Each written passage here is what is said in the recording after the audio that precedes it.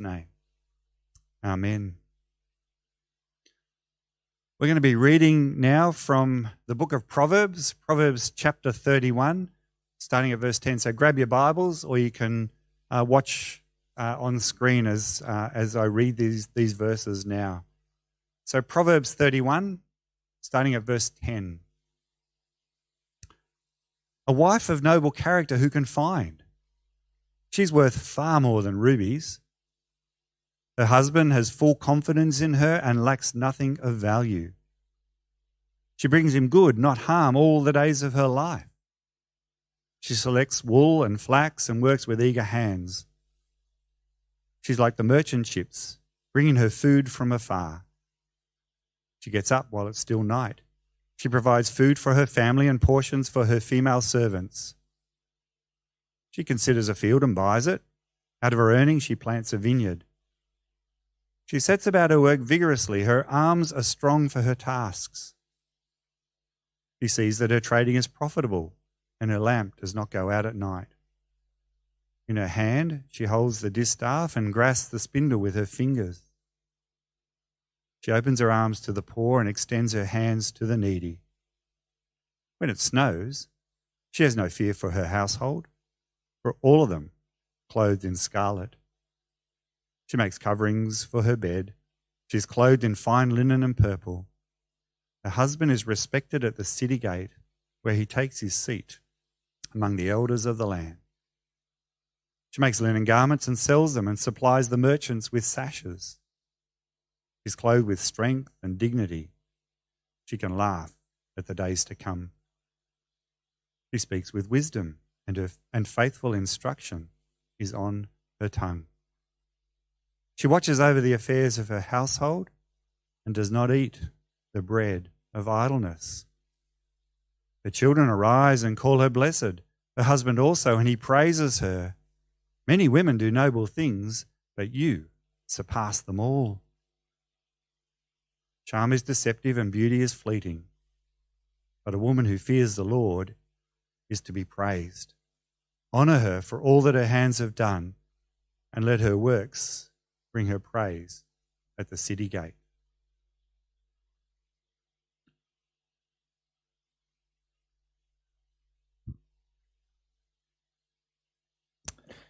Well, good morning, church, and those joining us from around the place. It's very good to be with you and speaking to you on this special Mother's Day text. Happy Mother's Day to all the mums.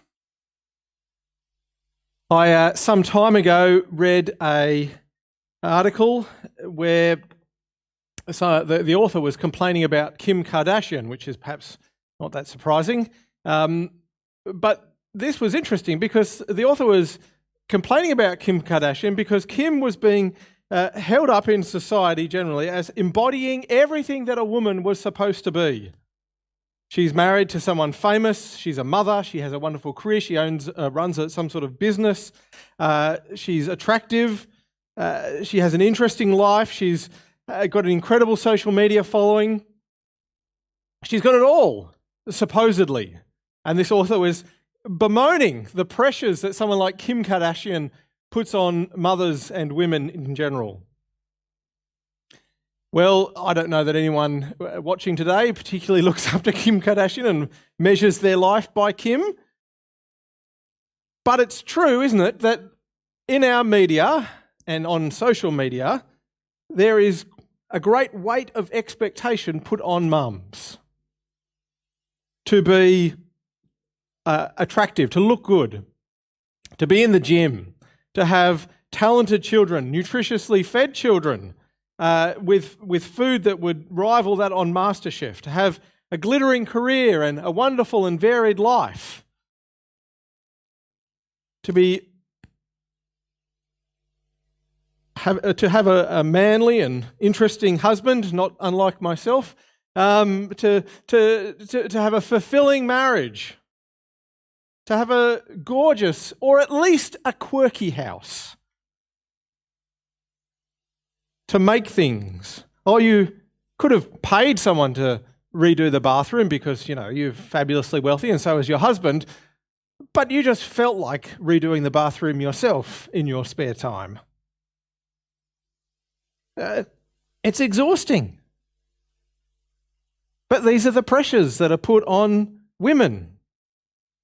And then you might think to yourself, well, you haven't made things any better by reading Proverbs 31, because Proverbs 31 surely is just as bad. It's the Bible's version of that. I mean, the woman that is pictured here in this passage is outrageously effective and talented and productive. So how does this passage help? How does this help a pressured and harried mother on Mother's Day? Well, I'm here to tell you that actually it does. Because this passage offers us some, or mothers and all of us generally actually, some wonderful freedoms. It's full of grace, actually, because it's challenging the things and the expectations that our society at least puts on us. And so it's my hope actually that this will be a great encouragement to you mothers and others. We're focusing on mums, but I think as we go along you'll see there's heaps of stuff in here for all of us. You'll be encouraged by what we find today in Proverbs 31, a passage that I know many women attempt to avoid, and hopefully you won't anymore. Well, first of all, before we look at the details of what's in the passage, let me just say a few things about the passage itself. The first is that the writer never expected that someone would read this and attempt to do absolutely everything that's in here. By the way, that question at the beginning, a wife of noble character, I should say, who can find? That's not. It's not a question that expects the answer. Well, nobody, because actually Proverbs is written to a young man, teaching a young man the way of wisdom, and here at the end it's teaching him the sort of wife he should be looking for, and so the expectation is actually that he would be able to find a wife of noble character. But again, as I say, not a wife that had all of these characteristics. Now, why do I say that? Well, because what's not obvious to us in the English language is that this passage is actually an acrostic. That is, every verse starts with a new letter of the Hebrew alphabet. And so in many ways, it's the A to Z of what it means to be a wise woman. Now, as in all sort of A to Z kind of lists, nobody actually expects to do all of that. Another reason I say that you're not expected to do all of this is because the woman here embodies the wisdom that is spoken about through all the chapters of Proverbs that go before this. So in Proverbs, wisdom is actually characterized, pictured as, personified, I should say, as a woman. Now, you can make of that what you would, that in Proverbs, wisdom is a woman. But here, this woman kind of embodies a lot of that wisdom. And thirdly, the reason I don't think anyone is expected to necessarily have all of these characteristics is because, in many ways, these verses picture the ideal circumstances. They don't take into account things like illness in the family or bad circumstances like war or famine or pandemic. It assumes that the person is gifted in every area. I don't know if you noticed on the way through, but at one point it talks about the woman rising so early in the morning that it's still dark. And then later on it talks about the woman going to bed so late that she has to work by candlelight. And so you could be left wondering, when does the poor woman sleep? And look, there are some people, at one point they were calling it the Margaret Thatcher gene. There are some people who seem to not need much sleep at all. But that's not most of us. The vast majority of us need 8-9 hours sleep to function well. And so, in a way, this is an impossible standard. But that's only if you read it as if you were supposed to embody every aspect of this. There's some good things here. There's principles that are underlying all of this that we want to pick out, and that's what we're going to be doing. But we ought not read this passage as a shopping list of things that a woman, a mother, ought to be able to do. Well, what do we learn? What are the principles that we learn here in this passage? Well, one thing that is immediately clear as you read through these verses is that work in the home for a mother is honourable and good. And you can't escape that here, can you? Verse 15, she's providing food for her family. Verse 19, she's weaving. Verse 21, she's making clothes. Verse 22, she's covering beds. And it's all summed up in verse 27, she watches over the affairs of her household. This is good work. This is a great thing to be involved in. We live in an odd time, I think, where you can read article after article, you can find thing after thing online that telling you how to be a good mother, all the things that you ought to be doing for your family. And at the same time as that is, and research is done on it and told to you, and at the same time as that is done, we're also told, or women are also told, well, if you haven't worked in the corporate world, you haven't lived. There's an unspoken assumption that you haven't made the most of yourself. You could be so much more. Well, not really. There's something very good about working in the home. And if that's what you are at the moment giving your life to, or you have given your life to that over time, it's not a waste. It's not a waste of your talent or your energy or your time. Indeed, to have a well-run home takes great energy and tenacity and ingenuity and dedication and creativity and self-sacrifice. It's the work of noble character. Now, having said that, lest I be accused of perpetuating the patriarchy, these verses say more than that, don't they? They also say that work beyond the home is honourable, is noble. This woman does all sorts of things. Verse 16, she's into real estate, she's buying fields. Also in that verse, she's managing farming, she's making and selling clothing, she's involved with merchants, she's buying wool and flax, verse 13. Her household has servants that she's taking care of. This woman is running a small business. Indeed, if as a blow to any kind of stereotypes we might have, verse 17 says she dresses herself with strength and makes her arms strong. That's the ESV version of that. NIV talks about being vigorous, but the point is that the word strong appears twice. This is a capable, energetic woman, and verse 25 says she laughs at the days to come. She's clothed with strength and dignity.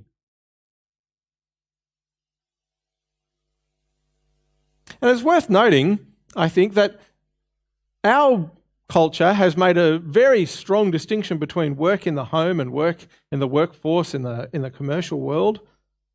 But that's actually a fairly modern thing. That is, it's only since the Industrial Revolution. Before that, it was family businesses or work in the village. And work might have been divided along gender lines, but not always as you might have thought. You were working as part of the community. You see, the issue for the writer of Proverbs, for God, is not what sort of work, commercial world or at home, because that wasn't even a thought. The idea is that work itself is good. This is a theme throughout the book of Proverbs, that work is good, that God has made us to work, to achieve, to produce, to create, to bring order and beauty into this world.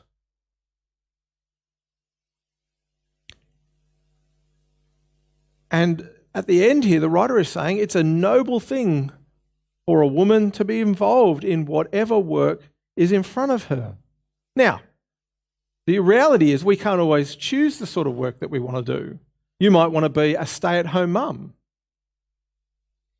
but you can't, maybe for financial reasons, maybe because you're not married or you don't have kids. I mean, we just don't always choose the paths that we take in life. You might want to work outside of the home and go back to a career that you that you used to have or you'd like to have, and it's just not working out. There's reasons that you can't do that.